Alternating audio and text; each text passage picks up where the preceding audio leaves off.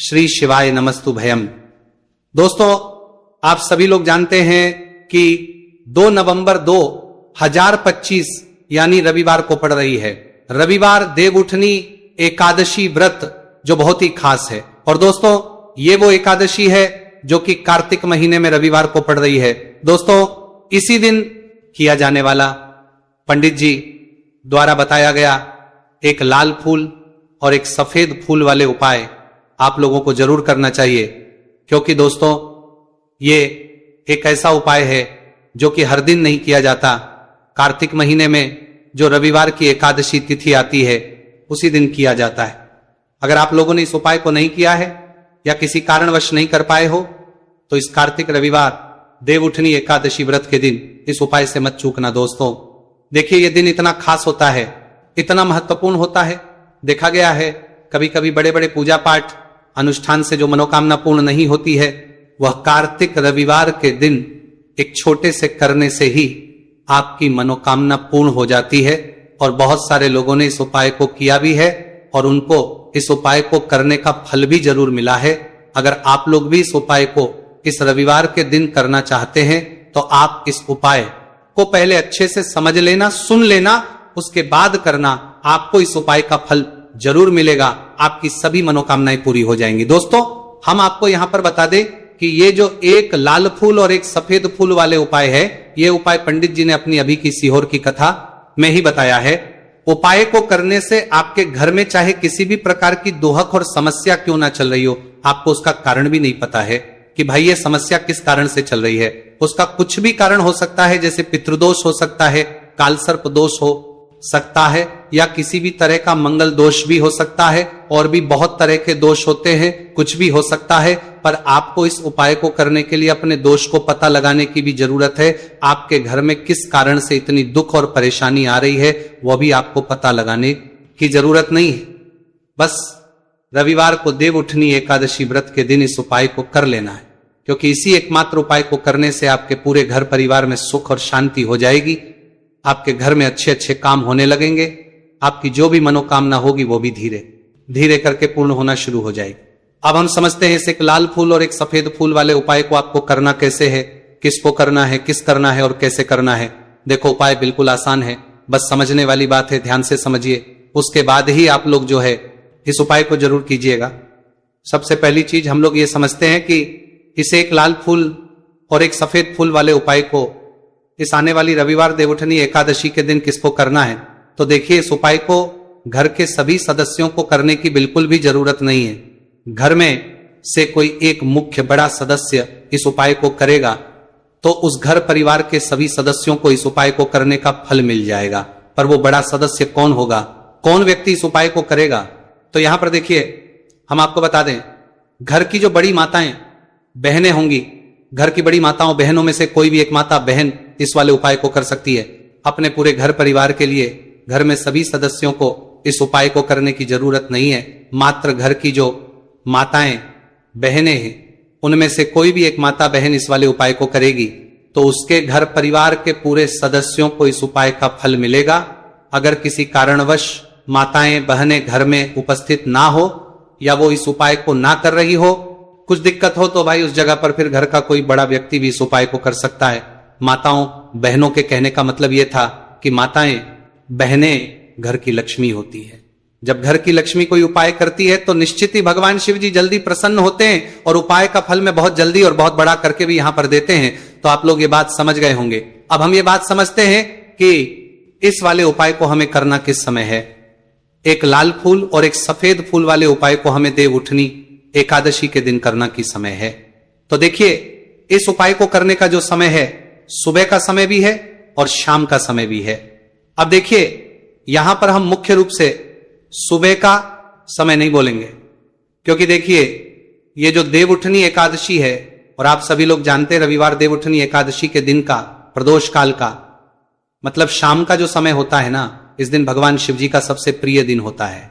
तो आप लोग इसे एक लाल फूल एक सफेद फूल वाले उपाय को सुबह के समय भी कर सकते हो और शाम के समय प्रदोष काल में भी कर सकते हो। सुबह के समय अगर कर रहे हो तो 10 या फिर 11 बजे तक भी अगर उपाय करोगे तो भी आपको उपाय का फल मिलेगा।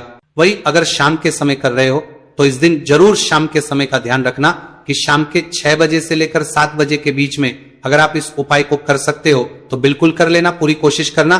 पर अगर किसी कारणवश इस समय के बीच में ना कर पाओ तो रात 8 बजे तक भी अगर आप उपाय को करोगे तो आपको उपाय का फल जरूर मिलेगा। ये बात आपको समझ आ गई कि आप इस उपाय को सुबह और शाम दोनों समय कर सकते हो। मतलब करना आपको एक ही समय है, घर में से किसी एक ही बड़े व्यक्ति को करना है, एक ही बार इस उपाय को करना है, दोनों समय नहीं करना है। आपको जो समय अच्छा लगे आप उस समय पर इस वाले उपाय को कर सकते हैं। तो चलिए जानते हैं इन विशेष उपायों के बारे में। लेकिन उससे पहले जो भी मेरे भाई मेरी प्यारी बहनें आज चैनल पर पहली बार आए हैं या मेरी आवाज आज पहली बार सुन रहे हैं, अगर आप भी महादेव के सच्चे भक्त हैं तो वीडियो को लाइक और चैनल को सब्सक्राइब जरूर कर लें और कमेंट बॉक्स में लिखें हर हर महादेव। देखो अब सबसे पहली बात आती है कि इस उपाय को हमें करना किस लिए है। जैसा कि हमने अभी आपसे बोला कि इस उपाय को करने के बाद आपके जीवन में बहुत सारी खुशियां आएंगी, आपकी मनोकामनाएं पूर्ण होंगी, आपकी धन की समस्या दूर होगी, आपकी पैसों की समस्या दूर होगी। अब देखिए अगर आप लोग सोच रहे हो कि भाई हमें अपना घर बनाना है पर घर बनाने के लिए पैसा नहीं है, हमें गाड़ी लेना है पर गाड़ी लेने के लिए पैसा नहीं है, हमें जमीन लेना है पर जमीन के लिए पैसों की कमी पड़ रही है, अगर ऐसी ही दिक्कत परेशानी या किसी भी तरह की धन से जुड़ी हुई समस्या या पैसों से जुड़ी हुई समस्या अगर आपके जीवन में चल रही है तो ये उपाय निश्चित ही आपके जीवन में मतलब बहुत सारे मतलब फल ला कर दे सकता है। इसीलिए अगर आपके घर में बहुत ज्यादा मतलब दिक्कत समस्या परेशानी चल रही है, धन से जुड़ी हुई पैसों से जुड़ी हुई, धन की बहुत ज्यादा कमी आ रही है, पैसों की आवक नहीं हो रही है, तो भाई आप लोगों को इस वाले उपाय को जरूर करना चाहिए। घर में से किसी एक भी बाबे व्यक्ति को अब इस उपाय में करना क्या है वो सबसे पहले हम लोग जान लेते हैं। उपाय की सामग्री हम लोग सबसे पहले जानते हैं कि इस उपाय में किस किस चीज की आवश्यकता पड़ेगी। तो देखिए उपाय का नाम तो एक लाल फूल और एक सफेद फूल वाला उपाय है, पर इस उपाय में कुल मिलाकर 4 सामग्री हमें लगने वाली, जो कि पंडित जी ने खुद सीहोर वाली कथा में बताया है। और जो हम आपको उपाय बताते हैं वो पंडित जी द्वारा बताए गए होते हैं, अलग से हम कुछ भी नहीं बताते हैं। तो यहां पर हम लोग समझते हैं कि इस उपाय की सामग्री क्या है। तो देखो उपाय की जो सामग्री है वो 4 सामग्री है, जिसमें से सबसे पहली सामग्री है एक बेलपत्र। देखो बेलपत्र क्या होती है, बेलपत्र जो शिव की शिवलिंग पर चढ़ती है। दूसरी चीज है एक शमी पत्र, शमी पर शिवलिंग पर ही चढ़ता है। तीसरी चीज है दोस्तों एक लाल फूल, उपाय का नाम है, तो एक यहां पर आपको लाल फूल लेना है। अब ये लाल फूल कौन सा लेना है, देखो शिवलिंग के ऊपर जो लाल फूल चढ़ता हो उनमें से कोई भी एक लाल फूल पसंद कर लेना और वो कहीं से तोड़कर या कहीं से खरीद कर लेकर आना और उस लाल फूल को उपाय में प्रयोग कर लेना। उसके बाद में एक सफेद फूल का विशेष रूप से ध्यान रखना, जो सफेद फूल शिवलिंग पर चढ़ता हो सिर्फ वही सफेद फूल लेकर आना, इसके अलावा कुछ मत लेकर आना, लेकिन केतकी का मत लेना। तो एक एक मात्रा में ही आपको ये चारों सामग्री चाहिए, एक बेलपत्र, एक शमी पत्र, एक लाल फूल और एक सफेद फूल। ये चारों सामग्री आप लोग तैयार करके रख लें। प्रदोष काल में या सुबह के समय जब भी आप इस उपाय को कर रहे हैं, जैसे ही आपके उपाय की सामग्री तैयार हो जाती है तो क्या हम सीधा उपाय को करने के लिए इन चारों सामग्री को मतलब उपाय करने के लिए जा सकते हैं? नहीं। तो यहां पर आपको इस बात का ध्यान रखना है कि हम भगवान शिव जी को प्रसन्न करने के लिए तो जा रहे हैं, हम अपनी मनोकामना को पूर्ण करवाने के लिए तो जा रहे हैं, पर हमें यह दर्शाना बिल्कुल भी नहीं है कि हम सिर्फ अपने फायदे के लिए भगवान शिव जी के मंदिर में आए हैं। इसलिए हम इस उपाय को करने के साथ साथ मैं भगवान शिव जी की पूजन अर्चना के लिए कुछ सामग्री भी जरूर लेकर जाएंगे। जैसे कि सुबह समय अगर आप उपाय को कर रहे हो इस एक लाल फूल और एक सफेद फूल वाले उपाय को, तो भाई सुबह के समय आपको एक लोटा जल लेकर जाना है।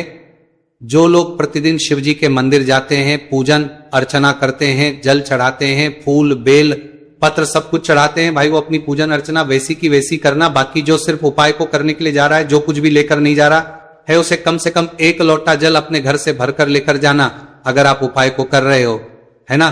क्योंकि इस वाले उपाय को आप भगवान शिव जी की पूजन अर्चना करने के बाद ही करना। वहीं अगर बात करें शाम के समय की, अगर कोई व्यक्ति शाम के समय प्रदोष काल में इस वाले उपाय को कर रहा है तो भाई आपको मात्र एक घी का दीपक तैयार करना है। यह बात हम हमेशा बोलते हैं, शाम के समय प्रदोष काल में कोई कर रहे हो ना, तो दीपक का विशेष महत्व होता है। रविवार देवउठनी एकादशी दिन का प्रदोष काल में जो भी व्यक्ति दीपक जलाता है ना, भगवान शिव जी के मंदिर में भाई उसके जीवन से सारी दुख और परेशानियां भी दूर होती है। तो भाई इस दिन दीपक का विशेष रूप से ध्यान रखना आप लोग। अगर आप इस उपाय को शाम के समय प्रदोष काल में कर रहे हो, है ना, ये जो दीपक आप लोगे ये आटे का लोगे, जो आटा आप गूंद दोगे उसके अंदर कुछ भी मत डालना, मात्र साधा आटा लगाकर उसे तैयार कर लेना और एक मीडियम साइज का दीपक तैयार कर लेना। दीपक ना ज्यादा छोटा हो ना ज्यादा बड़ा हो, है ना।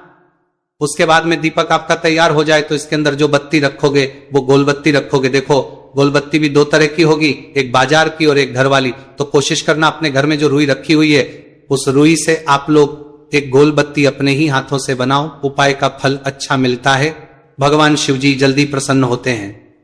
जब हम किसी भी उपाय को अपने हाथों से परिश्रम करके तैयार करते हैं तो आपको उस दीपक के अंदर एक गोल बत्ती रख देनी है। इसके अंदर जो चीज आप लोग डालोगे वो डालोगे शुद्ध देसी गाय का घी। इस बात का विशेष रूप से ध्यान रखना, शुद्ध देसी गाय का घी ही डालना है, तेल वगैरह नहीं। आज के दिन तो मत डालना, रविवार देव उठनी एकादशी के दिन, क्योंकि भगवान शिव जी का सबसे प्रिय दिन और प्रिय समय पर हम लोग इस वाले उपाय को कर रहे हैं। तो थोड़ा सा शुद्ध गाय का घी इतना डालना कि वो दीपक कुछ समय तक चल सके। ना बाजार वाला मिलावटी घी डालना, ना भैंस का घी डालना, शुद्ध देसी गाय का घी। आपको ढूंढने में थोड़ी मतलब मेहनत लगेगी और महंगा भी मिलेगा, पर गाय के घी से भगवान शिव जी प्रसन्न होते हैं और उसी शुद्ध देसी गाय के घी से घर में बरकत भी बनी रहती है और हमारे घर में सुख शांति भी बनी रहती है। इसलिए इस शुद्ध देसी गाय का घी अपने घर में हमेशा रखा करो। वो भगवान शिव जी के कार्यों में भी उपयोग में आता है और उपायों में भी हम लोग प्रयोग कर सकते हैं। तो यहां पर आपकी सारी तैयारियां हो चुकी हैं। उपाय को करते समय शुद्धता का विशेष रूप से ध्यान रखिएगा। सुबह कर रहे हो तो भाई सुबह तो आपको स्नान करना ही करना है। बाकी शाम को कर रहे हो तो शाम को मात्र हाथ मुंह धोकर भी आप लोग इस वाले उपाय को कर सकते हो। कोई दिक्कत वाली बात नहीं है भाई। उपाय की पूरी सामग्री तैयार कर और पूजन सामग्री लेकर आपको भगवान शिव जी के मंदिर पहुंचना है, जो आपके घर के पास में हो, जहां पर शिवलिंग विराजित हो, शिवालय हो, वहां पर आप लोगों को पहुंचना है। और जैसे ही आप भगवान शिव जी के मंदिर में पहुंचते हो वहां जाकर ही उपाय शुरू नहीं करना है।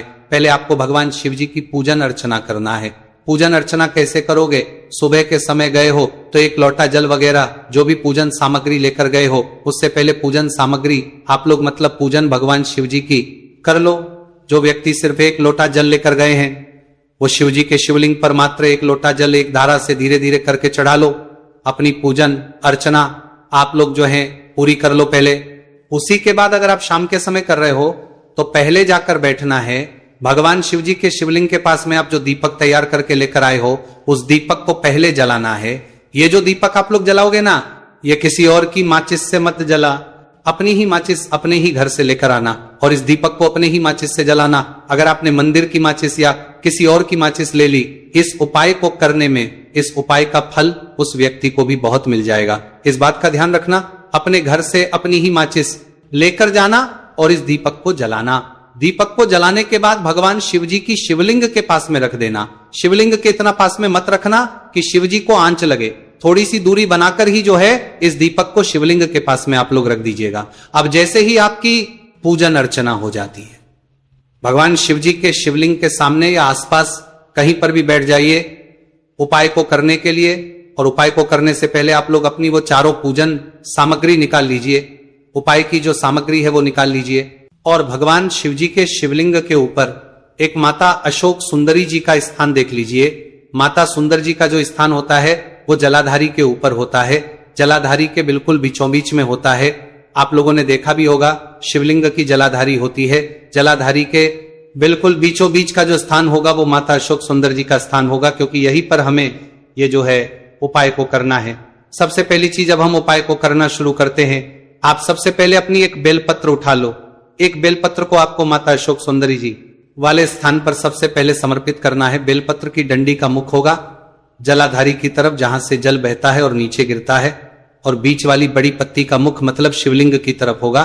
इस तरीके से आपको इस बेलपत्र को माता अशोक सुंदरी जी वाले स्थान पर समर्पित कर देना है। उसके बाद में अपनी एक शमी पत्र उठा लो जो आप उपाय के लिए लेकर आए हुए हो।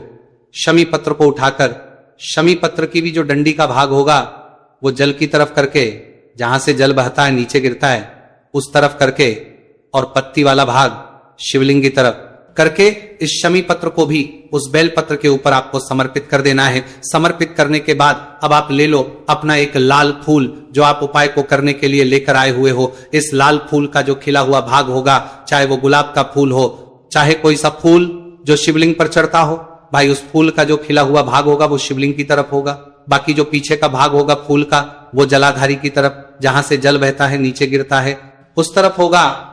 और आखिरी में आपका जो एक सफेद फूल बचा हुआ है, इस सफेद फूल को भी आपको लेना है और सफेद फूल का जो खिला हुआ भाग होगा वो शिवलिंग की तरफ होगा, जहां पर शिवलिंग रखा हुआ है उस तरफ होगा, और डंडी का भाग जलाधारी के पीछे की तरफ हो जाएगा। मतलब जो जहां से जल बहता है और नीचे गिरता है, जब आप एक बेलपत्र, एक शमी पत्र और एक लाल फूल, एक सफेद फूल चढ़ा रहे हो, तो उस समय आप लोगों को कांता भगवान या कांता चक्र का नाम लेते हुए ही जो है इस उपाय को करना है, और भगवान शिव जी और नारायण जी का स्मरण करते हुए ही इस उपाय को आपको करना है। तो जब भी आप एक बेलपत्र, एक शमी पत्र, एक लाल फूल और एक कमी हो रही है, जो भी दुख और समस्या परेशानी चल रही हो आपको अपनी, वह दुख और जो है भगवान शिव जी से उपाय को पूरा करने के बाद वहीं पर पास में बैठकर बोल देना है। हाथ जोड़ के आंखें बंद करके अपनी परेशानी और श्री शिवाय नमस्तु भयम का जाप करना है।